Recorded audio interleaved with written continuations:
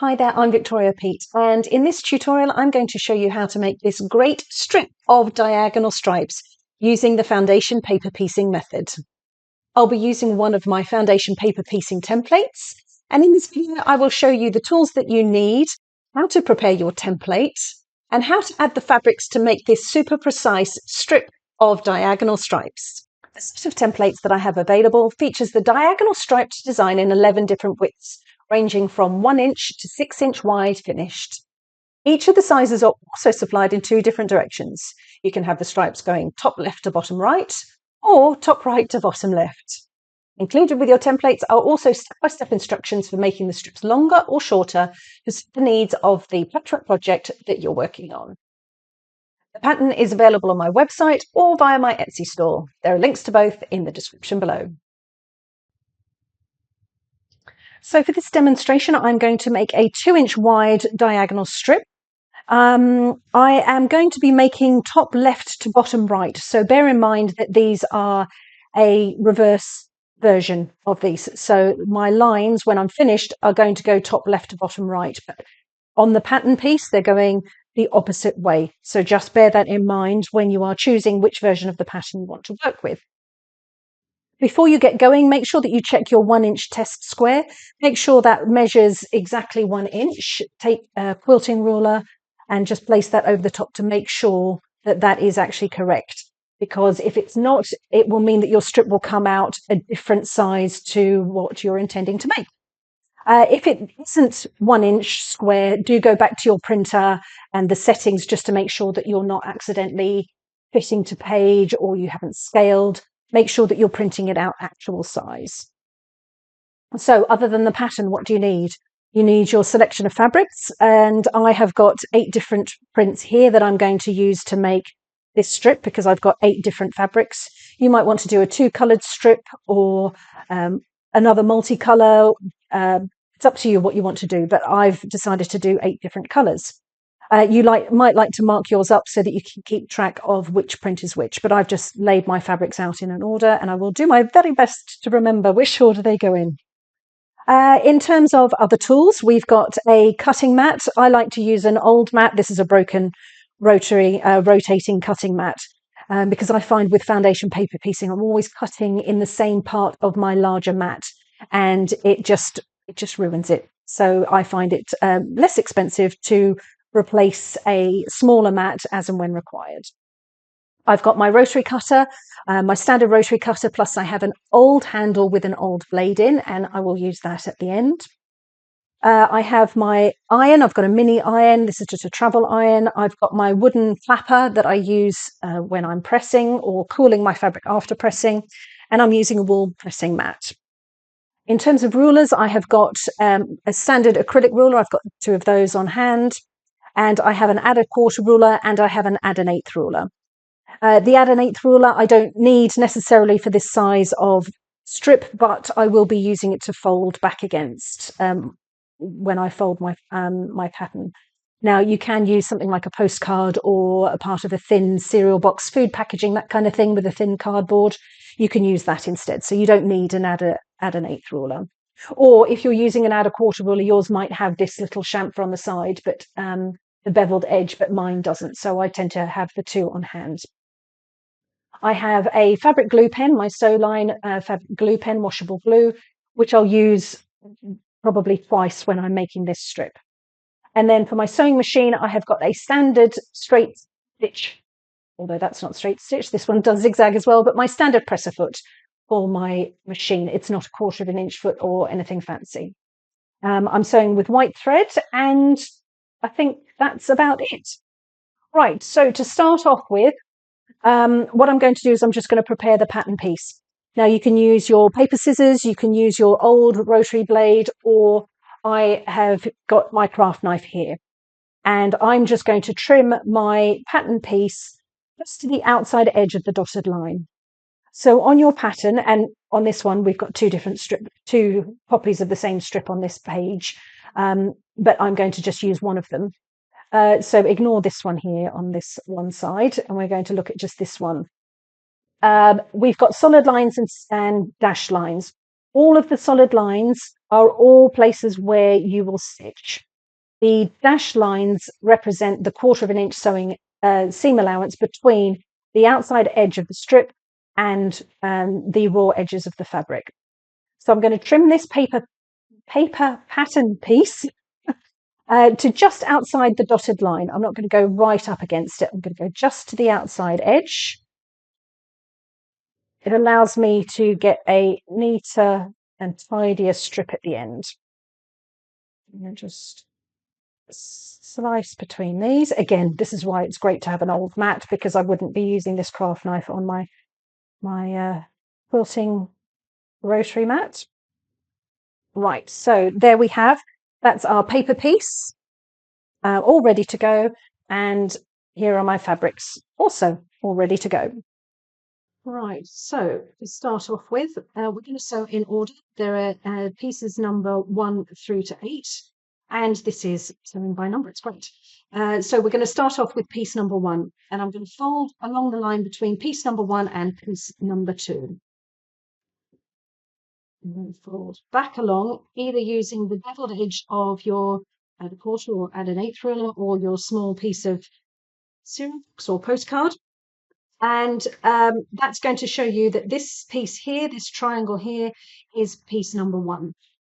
And I'm going to use this print here. And for my first piece of fabric, I want to do the wrong side facing uppermost. And I'm going to attach that to the back of the paper. So I'm going to take my glue pen, put a little smudge of glue on the wrong side here. And I'm going to then place that on the paper. Sorry, not paper. What's this called? Fabric. I'm going to place that on the fabric.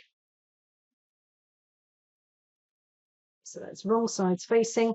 And I'm just making sure that the fabric is bigger than this triangle here. So I want the size of the piece number 1, plus I want enough to go out here, plus the seam allowance on this side, plus the seam allowance on this edge here.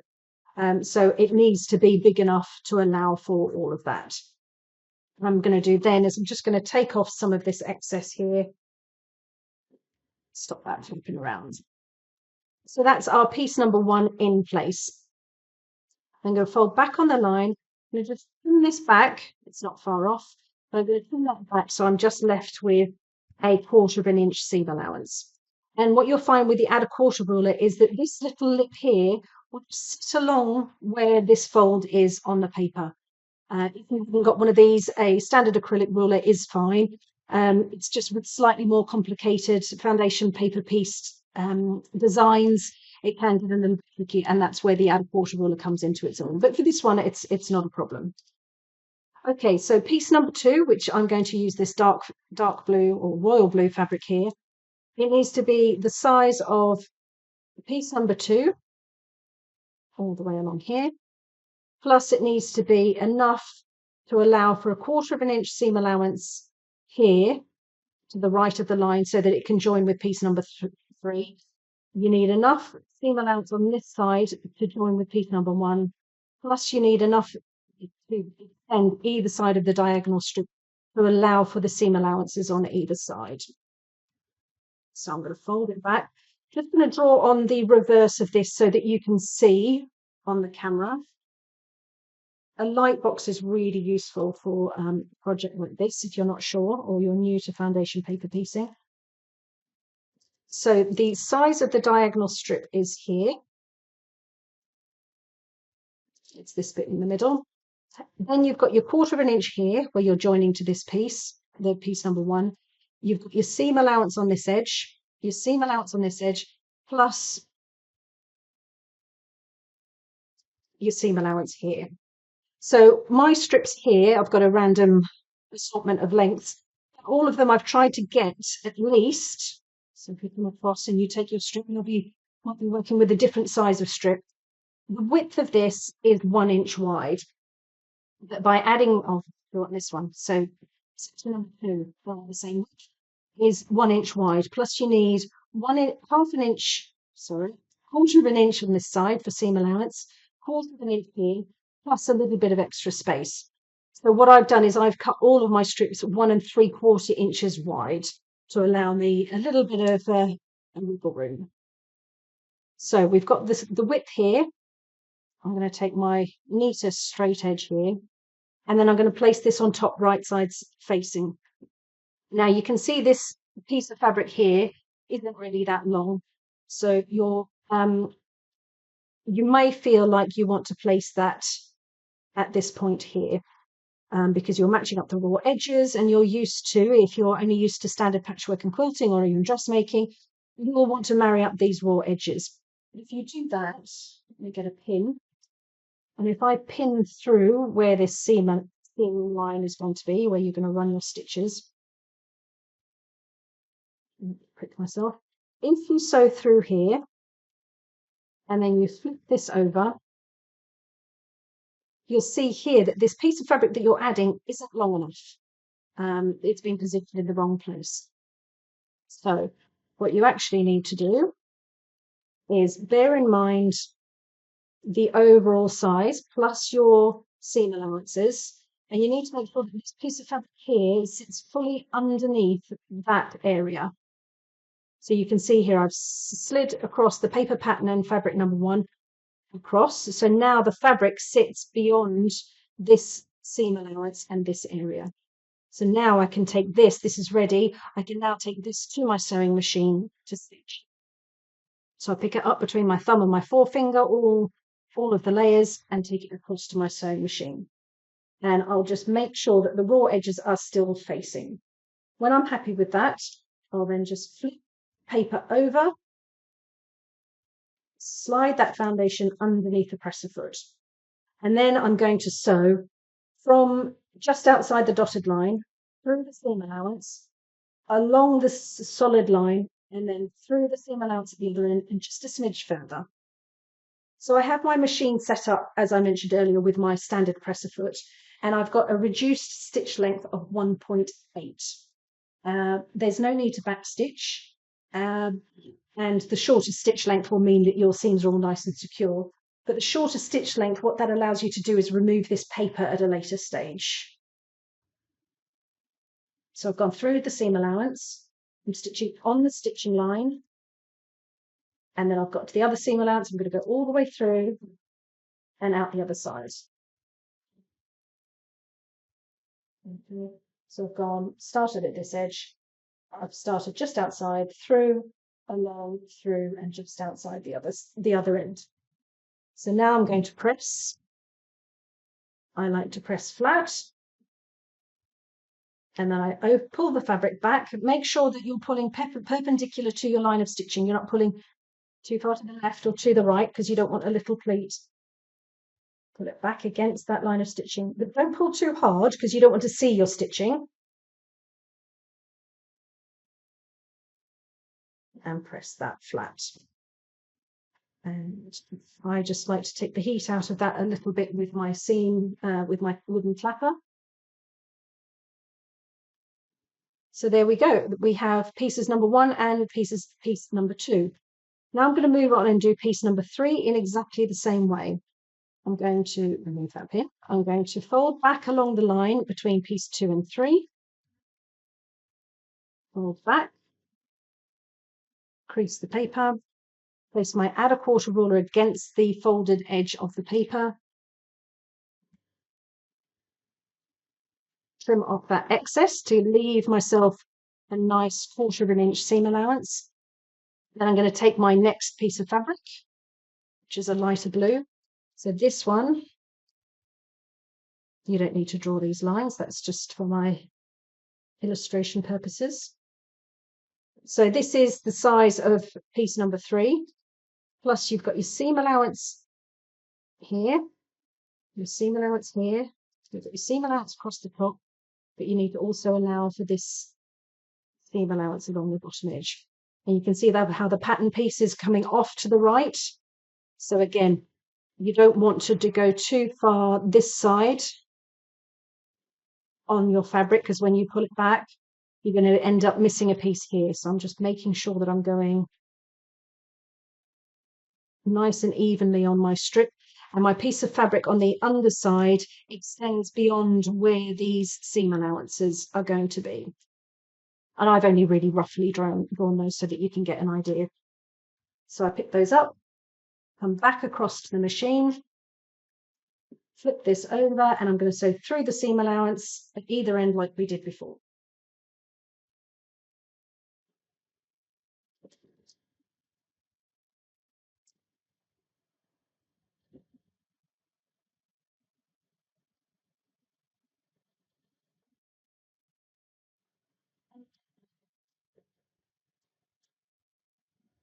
Press flat. I always like to press flat just to warm up the fibres, and then you can pull the fabric back and open it out.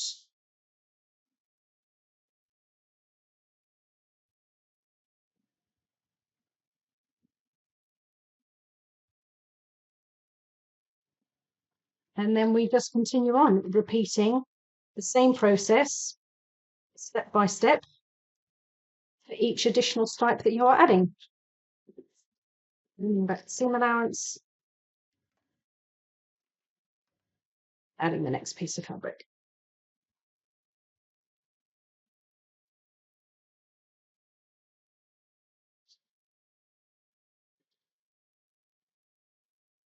So I'm going to continue on like this, and I will continue adding these on. I'm going to speed the video though, so that we can get to the end. I'm just going to continue doing exactly the same process each time.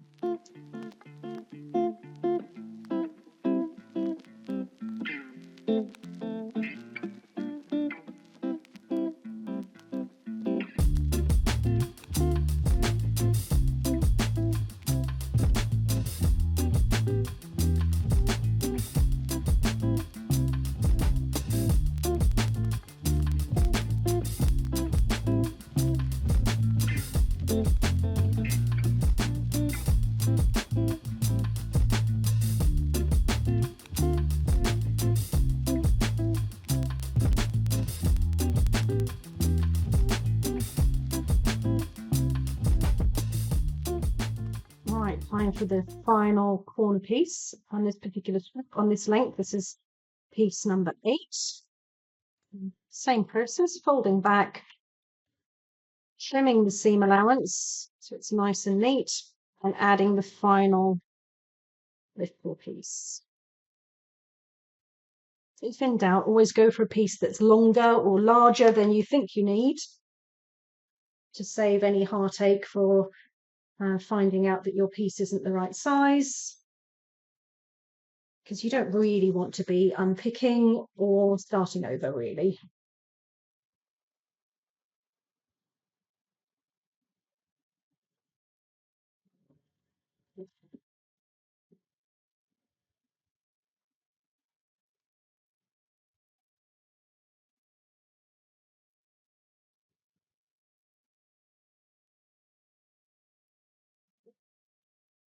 Wonderful. And what I might do is I just add a little bit of glue to this corner piece, just to stop this piece of fabric from flapping around.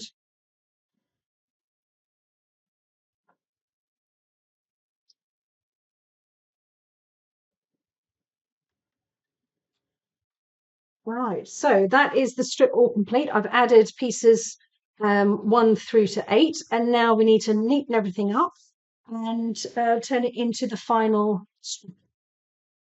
So as I said at the beginning, each of these solid lines are stitching lines, and we've done all of the diagonals.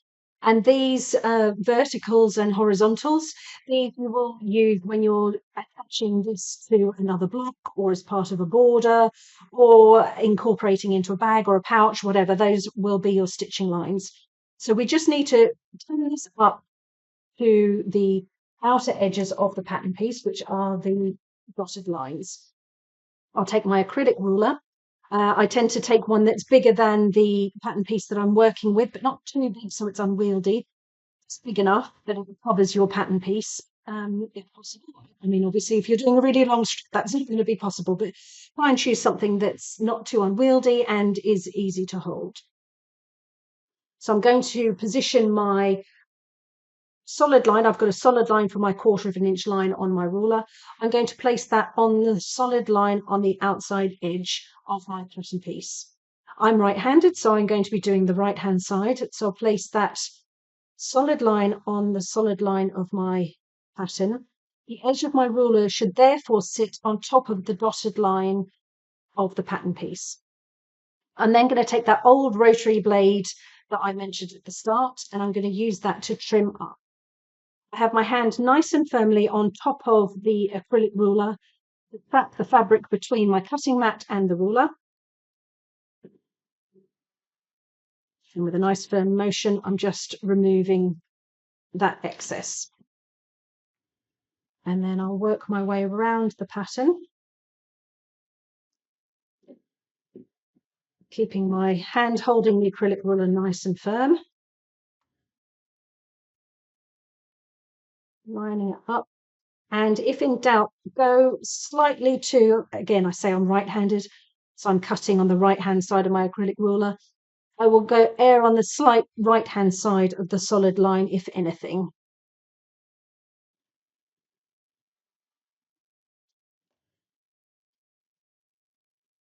Ooh.